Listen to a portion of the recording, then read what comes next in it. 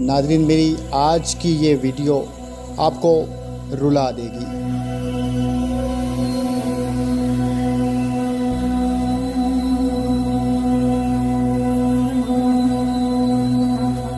एक हादसा हो जाने का मकसद ये तो नहीं है कि एक शख्स आपके लिए जो वो नापैद हो चुका है। जी इंशाल्लाह मैं सबको दिखाऊंगी कि मैं इतनी भी डिसेबल नहीं थी, मेंटली डिसेबल तो नहीं थी। अगर मुझे इस तरह छोड़ के चले गए तो अल्लाह ताला की ज़ात तो मेरे साथ है ना।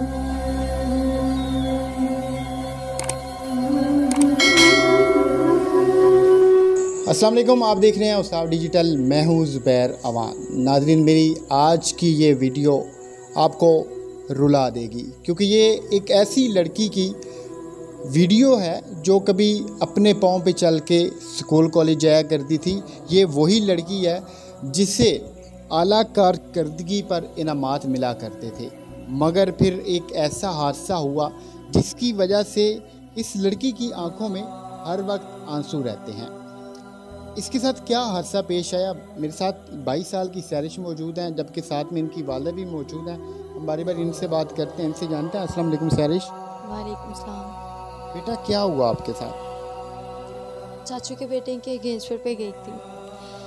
वहाँ पे अब टेरेस पे सारी कज़न्स इकट्ठी थी और मैंने हाथ पे मेटल की बैंगल्स पहनी हुई थी। टेरेस के पास 11,000 वोल्ट की वायर थी गुजर रही वहाँ पे रोड पे, और मुझे नहीं पता, मैं टेरेस पे जाके खड़ी हुई हूँ, मुझे नहीं पता कि किस टाइम मेरा हाथ जो है वो वायर के ऊपर जाके जो है ना वो लग गया, और मैं वहीं उसके साथ चिपकी रही हूँ वायर के साथ तकरीबन 3-4 मिनट 5 मिनट के लिए। मेरी कज़नें, मेरी बहन मुझे वहाँ से उठाती रही हैं, पीछे करती रही हैं कंधे से हाथ लगा के कि हम अपनी बहन को छुड़वा लें। लेकिन जैसे ही उन्होंने मुझे हाथ लगाया, कुछ मेरे पाँव के नीचे लोहे के राड पड़े हुए थे। जूता पहना हुआ था मैंने, मैं ढील पहनी थी इतनी, लेकिन पाँव के नीचे लोहे के राड थे, जिसकी वजह से वो राड नीचे राड थे और हाथ के ऊपर बैंगल थी, इसलिए वो वायर शायद मुझे छोड़ नहीं पाई। मेरी बहनों का जो है वो मुझे बचाने का वो भी मकसद बेकार होता गया। फिर मेरे चाचू ने आके मुझे वहाँ से खींचा और वहाँ से मुझे पीछे एक साइड पे करके धकेला और मैं नीचे गिर गई। फिर उधर से फिर मुझे गुजरांवाला हॉस्पिटल लेके जाया गया, सिविल हॉस्पिटल। वहाँ से उन्होंने लाहौर रेफ़र कर दिया था। फिर वहाँ लाहौर जाके जहाँ हॉस्पिटल में मेरे ऑपरेट्स हुए हैं 3, दोनों फीट के और बाजू के। इस करंट की वजह से आपका एक बाजू और दोनों टांगें कट गई जी, लाहौर के जना अस्पताल। जी। आप एजुकेशन कितनी है आपकी? जी मेरी एजुकेशन BSc डबल मैथ्स है और CCA 6 मंथ कोर्स भी कर रही हूँ साथ में अभी मैं। आप जब तालीम हासिल कर रही थी तब कौन कौन से इनामात आपने हासिल किए? जी मैंने मैट्रिक लेवल पे सोलर पैनल मुझे मिला था, जो तकरीबन राउंड अबाउट 60 to 70,000 था उस टाइम पे। उसके बाद इंटर में मुझे 50,000 स्कॉलरशिप मिली थी पैफ की तरफ से। फिर BSc में मेरी 3rd पोजीशन आई थी अपनी क्लास में, कॉलेज में मेरी 3rd पोजीशन आई थी क्लास में। उसके बाद आपने ऑफ कैमरा अपनी कुछ मंगनी का भी जिक्र किया हमसे। जी किसके साथ आपकी मंगनी हुई थी? मेरी कज़न के साथ मेरी एंगेजमेंट हुई थी, फूफो के बेटे के साथ। फिर अभी वो है, टूट गई है? नहीं, ख़त्म हो गई है, अब तो नहीं है। इसी हादसा की वजह से, आपकी माजूरी की वजह से? जी हादसा की वजह से ही तो छोड़ के चले गए।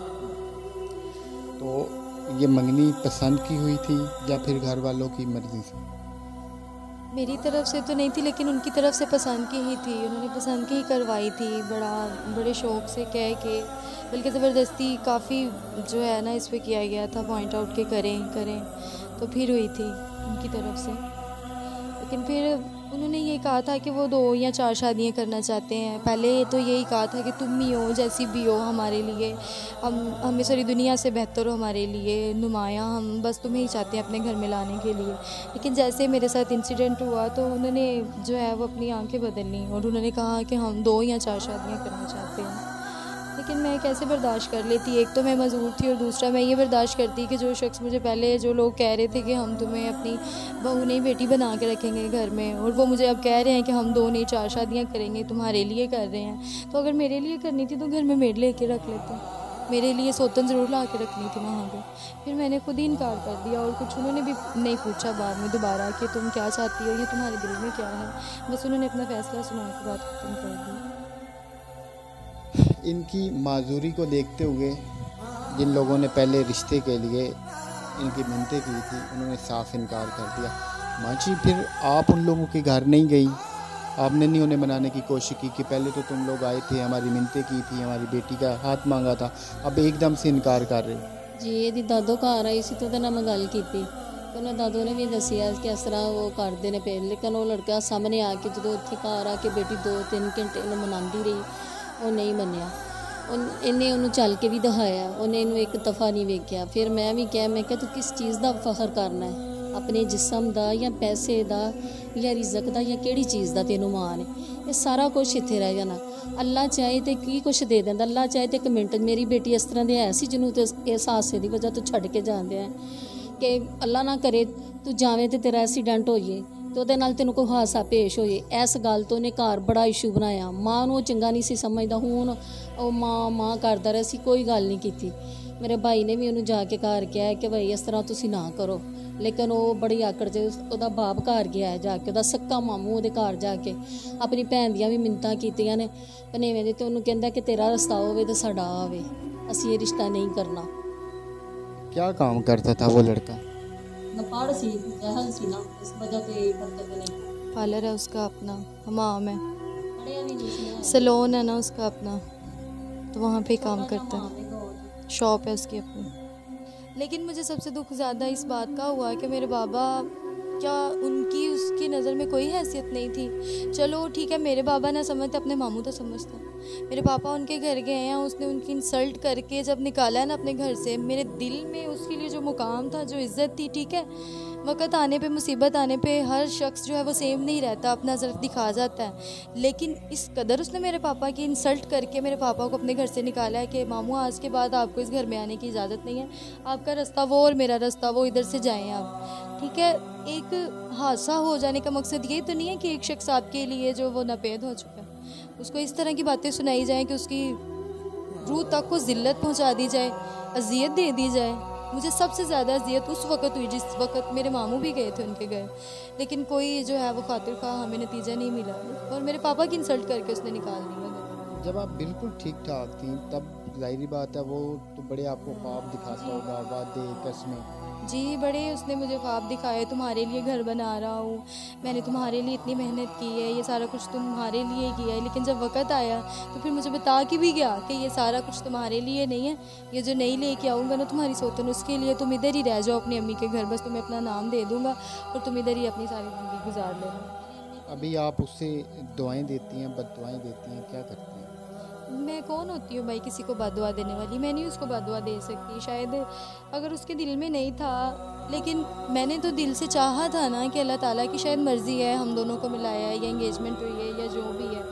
अल्हम्दुलिल्लाह मैं मुसलमान घराने से ताल्लुक़ रखती हूँ, फिर भी मैं उसको दुआएं ही दूँगी, अल्लाह ताला उसको खुश रखे। अगर उसकी ख्वाहिश थी 4 शादियों की, या वो इतना नहीं दिखा सका कि मैं किस काबिल हूँ या मैं क्या कर सकता था। उसकी अपनी भी 9 बहनें हैं, एक ही भाई है, तो सकी पुप्पो से इसने बात की है वैसे ही कि पुप्पो मैं तेरी वही भांजी है ना, भाई की बेटी हूँ ना, जो मेरी कहती थी सीढ़ियों उतरूँगी तो इस तरह प्यार करूँगी, ऐसे करूँगी। उसने भी गाली निकाली है कि आज के बाद मुझे मैसेज नहीं करना, फ़ोन नहीं करना। अभी आप अपनी स्टडी आपने जारी रखी हुई है या छोड़ दिया सब कुछ? नहीं, मैं CCA कंप्यूटर कोर्स कर रही हूँ 6 मंथ, और साथ में मैं जामिया में पढ़ा भी रही हूँ, वहाँ पे जॉब कर रही हूँ, मैं 5 घंटे की जॉब कर रही हूँ वहाँ पे। और मैं मज़ीद भी इंशाल्लाह पढ़ूँगी, MA कर रही हूँ, MA करूँगी और इंशाल्लाह मैं गवर्नमेंट की लेक्चरर ज़रूर बनूँगी। इंशाल्लाह अल्लाह पाक ज़रूर आपको कामयाबी देगा। ये छोटी सी बच्ची है मगर ये बहुत सारी ख़वातीन के लिए, बहुत सारी लड़कियों के लिए ये मिसाल है।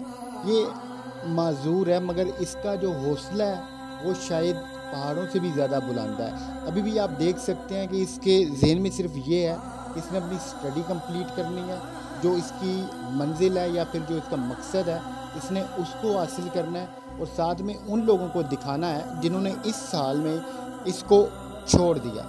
ऐसे ही है। जी इंशाल्लाह मैं सबको दिखाऊंगी कि मैं इतनी भी डिसेबल नहीं थी, मेंटली डिसेबल तो नहीं थी। अगर मुझे इस तरह छोड़ के चले गए तो अल्लाह ताला की ज़ात तो मेरे साथ है ना, और इंशाल्लाह वो मेरा हर कदम पे अल्लाह ताला मेरा साथ निभाते हैं और वो दिखाते हैं कि अगर सारी दुनिया भी तुम्हें छोड़ जाती है ना, तो मैं फिर भी तुम्हें नहीं छोड़ूंगा। अल्लाह ताला की ज़ात मेरे साथ है और मुझे इस बात पे बड़ा फ़ख्र है कि अल्लाह ताला मेरे साथ है।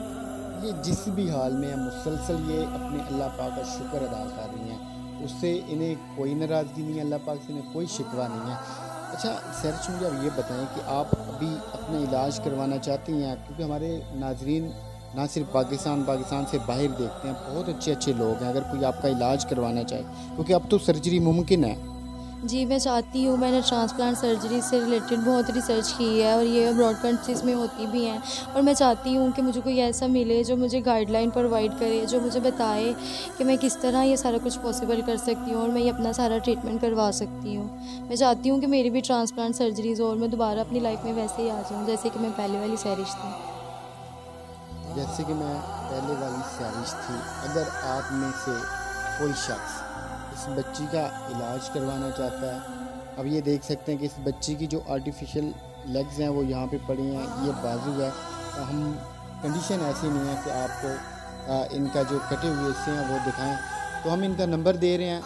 पहले हमने बहुत सारी वीडियोज़ में ये कहा हुआ है कि आप पहले रिसर्च करें, देखें। ये हमारी वाहिद वीडियो है जिसमें हम आपको खुद गारंटी भी दे रहे हैं और ये कह रहे हैं कि आप बग़ैर सोचे समझे अपनी आखिरत संवारने के लिए इन लोगों की ज़रूर हेल्प कीजिएगा। इस बच्ची के क्योंकि वालिद साहब हैं वो मेहनत मजदूरी करते हैं और उसमें फिर बड़ा मुश्किल है कि घर का सर्कट चलाया जाए। ये बच्ची ना सिर्फ ठीक होना चाहती है बल्कि ये फिर से अपनी एजुकेशन मुकम्मल करना चाहती है, ये फिर से अपने कदमों पे खड़ा होना चाहती है और अपने घर वालों को ये फिर से संभालना चाहती है। अपनी दुआ में इस बच्ची को याद रखिएगा, जितनी हो सके अपनी आखिरत संवारने के लिए इनकी हेल्प कीजिएगा। हम नंबर दे रहे हैं, तंग नहीं करना, आपकी बहुत मेहरबानी, तंग नहीं करना, सिर्फ इन लोगों की हेल्प करनी है क्योंकि ये आपकी हेल्प के सिर्फ तलबगार हैं। अल्लाह हाफिज़।